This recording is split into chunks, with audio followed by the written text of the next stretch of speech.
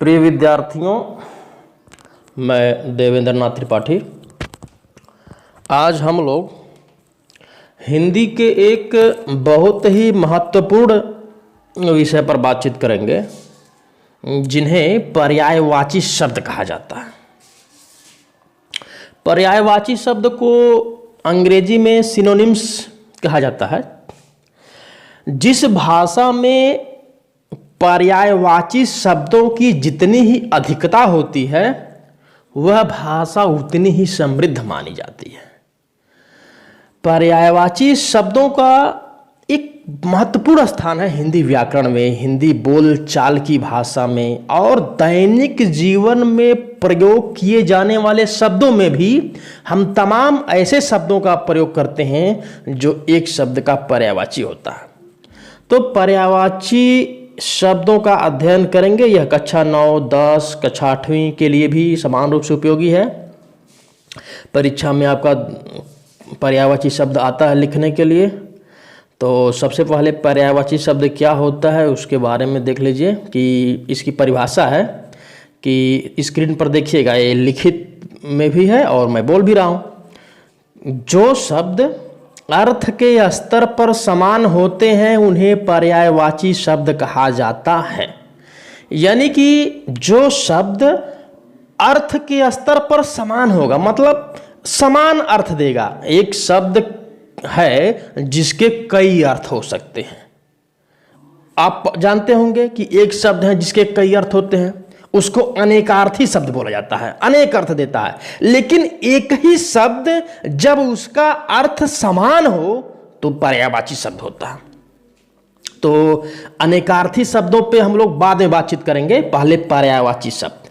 तो इसकी परिभाषा है कि जो शब्द अर्थ के स्तर पर समान होते हैं उन्हें पर्यायवाची शब्द कहा जाता है। जैसे नेत्र के लिए लोचन, नेत्र माने आंख होता है, आंख के लिए हम लोचन शब्द का भी प्रयोग करते हैं। जैसे श्री रामचंद्र की माता कौशल्या श्री रामचंद्र को राजीव लोचन कहती थी, राजीव नयन कहती थी।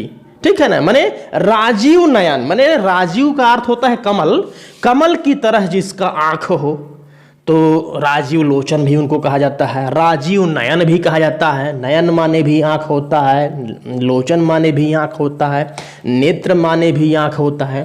तो इस तरह से यहां पर आप देखिए कि नेत्र के लिए लोचन, आंख, नयन, दृग, चक्षु, ये सभी शब्द समानार्थी हैं, इसलिए ये क्या हैं?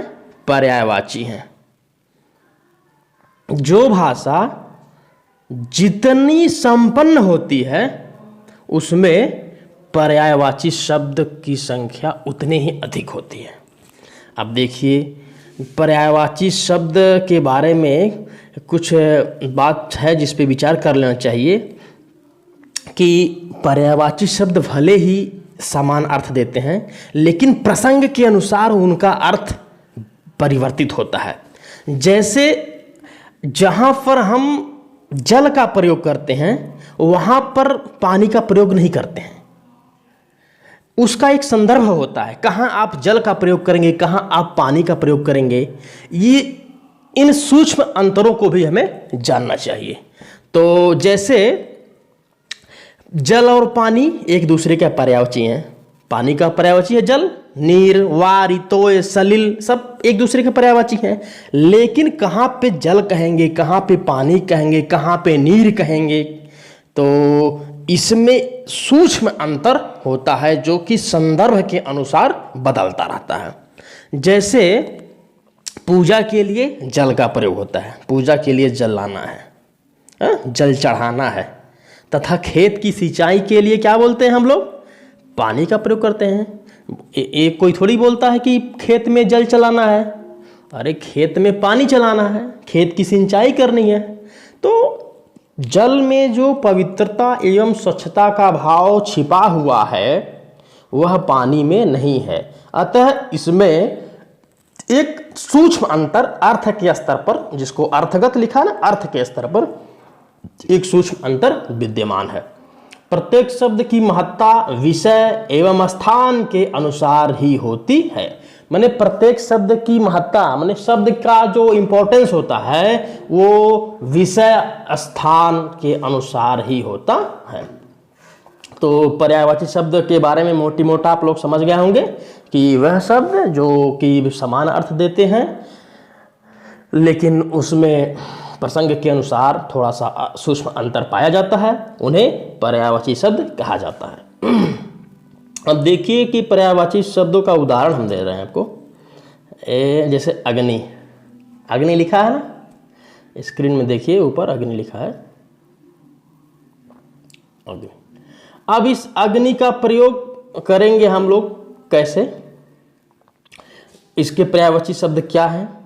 अग्नि को आग बोलते हैं, अनल माने भी अग्नि होता है, पावक, वह्नि, हुतासन, कृत्सानु, दहन, ये सारे शब्द किसके पर्यायवाची हैं, अग्नि के। कोई बोल दे पूछ दे पावक मतलब क्या होता है, आग होता है। पावक किसका पर्यायवाची है, अग्नि का पर्यायवाची है। इसी तरह असुर, असुर का पर्यायवाची क्या है, दनुज, निशाचर, राक्षस, दैत्य, दानव, रजनीचर, ये सारे किसके पर्यायवाची हैं, राक्षस के या असुर के।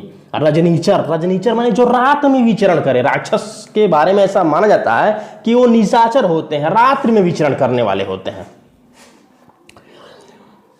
अमृत, अमृत का पर्यायवाची क्या है, पीयूष, सुधा, अमीय, सोम, सुरभोग, मधु। जरूरी नहीं है कि आप लोग पूरा ही इसको रट जाएं, मतलब एक शब्द का 2 ही 3 पर्यायवाची आप जानेंगे तो भी बहुत है। 2 पर्यायवाची या 3 कम से कम जानना चाहिए आपको।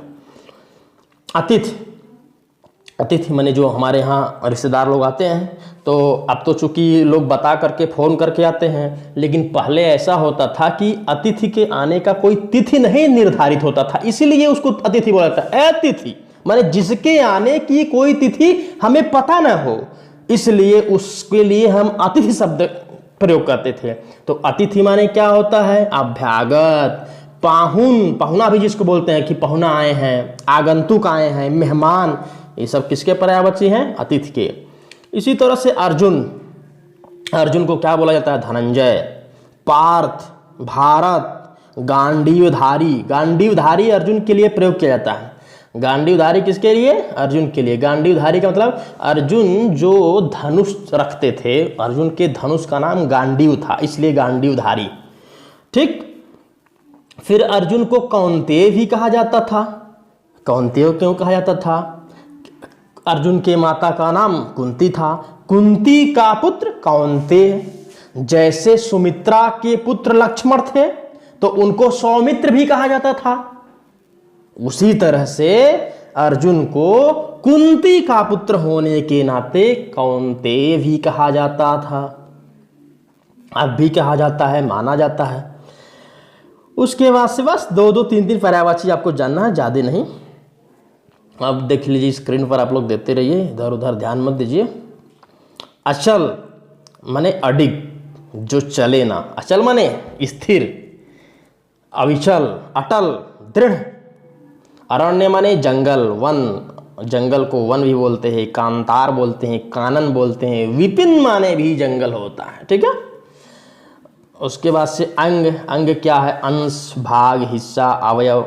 अश्व, घोड़ा, घोड़ा को क्या बोलते हैं, है बोलते हैं। घोड़ा को क्या बोलते हैं, है बोलते हैं। बाज, घोटक, तुरंग, सैंधव, देख रहे हैं। आँख को क्या बोलते हैं, नेत्र, चक्षु, लोचन, दृढ़, अक्ष, विलोचन। आम को क्या बोलते हैं, आम, रसाल, आम का क्या नाम है, रसाल नाम है। सहकार, अतिसौरभ, विकवल्लभ। लेकिन आपको 2-3 इसमें से जाना चाहिए कि आम्र को आम भी कहते हैं, रसाल भी कहते हैं और सहकार भी कहते हैं।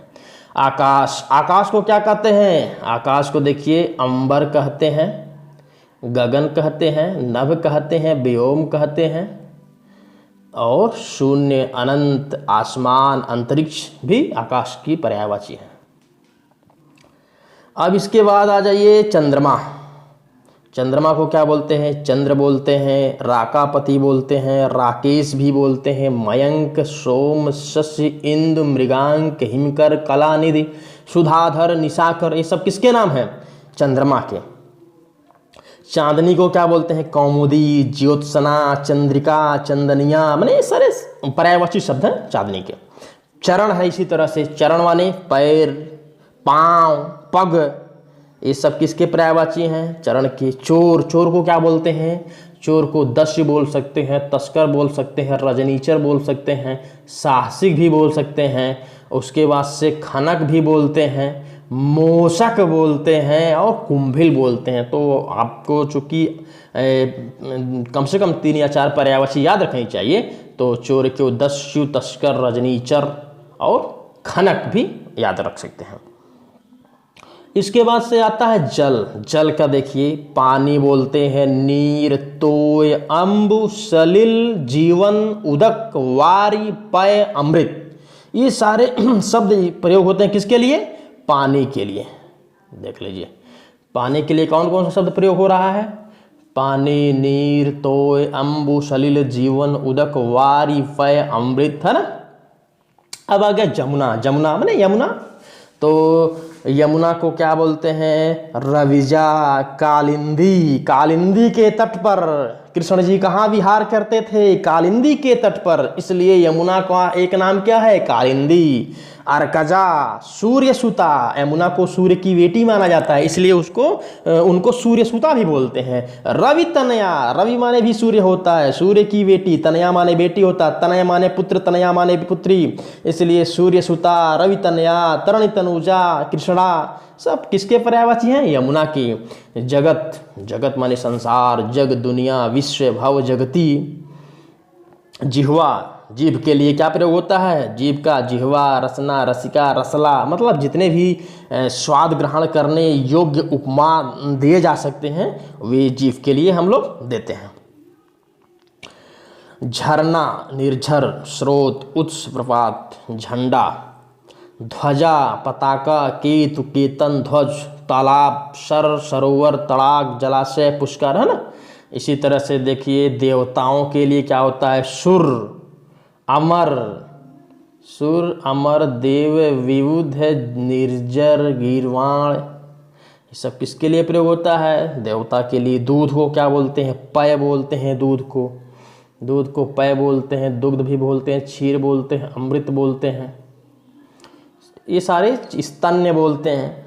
ये सब किसके पर्यायवाची हैं? दूध के। द्रौपदी का पर्यायवाची कृष्णा, द्रुपद सुता, द्रुपद की बेटी, इसलिए द्रुपद सुता। पांचाली और याज्ञसेनी, शैरंध्री। धनुष को क्या बोलते हैं? धनु, चाप, कमान, सरासन, पिनाक।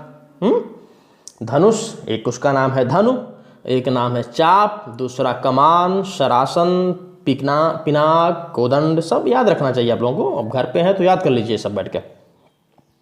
धन को क्या बोलते हैं? श्री, संपत्ति, संपदा, लक्ष्मी, वित्त, अर्थ, ये सब किसके पर्यायवाची हैं? धन के। धन के पर्यायवाची कौन है? श्री, संपत्ति, संपदा, लक्ष्मी, उसके बाद से वित्त, अर्थ। नदी को क्या बोलते हैं? सरिता, तटिनी, आपगा, निम्नगा, तरंगिणी, वाहिनी, स्रोतस्विनी, ये सारे किसके पर्यायवाची हैं? नदी के। नाव का, नारी का देखिए, नारी को क्या बोलते हैं? नारी को औरत, स्त्री, महिला, अबला, वनिता, कामिनी, रमणी, सब नारी के लिए प्रयोग होता है। पत्नी है, पत्नी के लिए क्या बोलते हैं? भार्या, दारा, वामा, जाया, परिणीता, गृहिणी, वल्लभा, कुलांगना, कलत्र, अर्धांगिनी, ये सारे पर्यायवाची शब्द पत्नी के लिए हैं। पृथ्वी, इसी तरह पति के लिए, पृथ्वी के लिए, पत्र के लिए, सब आप लोग इसको याद करिएगा इसे देख के, ठीक है। इसके बाद से देख लीजिए पुत्र के लिए क्या प्रयोग करते हैं? पुत्र के लिए सुत, बेटा, तनय, आत्मज, अनुज, नंदन, अपत्य। पुत्री के लिए सुता, बेटी, तनया, आत्मजा, तनुजा, नंदिनी, दुहिता, सारे शब्दों का प्रयोग करते हैं। पुष्प के लिए फूल, कुसुम, सुमन, प्रसून, पुष्प, फूल। प्रकाश के लिए देख लीजिए प्रभा, कांति, ज्योति, द्युति, है ना। इसके बाद से ब्रह्मा के लिए विधि विधाता स्वयंभू चतुरानन चतुर्मुख कमलासन, माने कमल के आसन पर विराजमान रहते हैं इसलिए कमलासन पितामह है। इस सारे किसके पर्यायवाची शब्द हैं? ब्रह्मा के। बिजली का पर्यायवाची क्या है? चपला, चंचला, सौदामिनी, विद्युद्दामिनी, तड़ित, क्षण प्रभा, बीजुरी। बंदर को क्या बोलते हैं? बंदर का पर्यायवाची है कपि, शाखामृग, वानर, मरकट, हरि। वृक्ष का क्या है? तरु, विटप, पादप, पेड़, रूख, द्रुम। बादल का पयोद, जलद, अम्बुद, मेघ, वारिद, जलधर, नीरद, पयोधर, वारिधर। ठीक, इसको आप लोग पढ़िएगा, जहाँ समझ में नहीं आएगा बताइएगा। मछली के लिए मत्स्य, मीन, सफरी, झस, जल जीवन।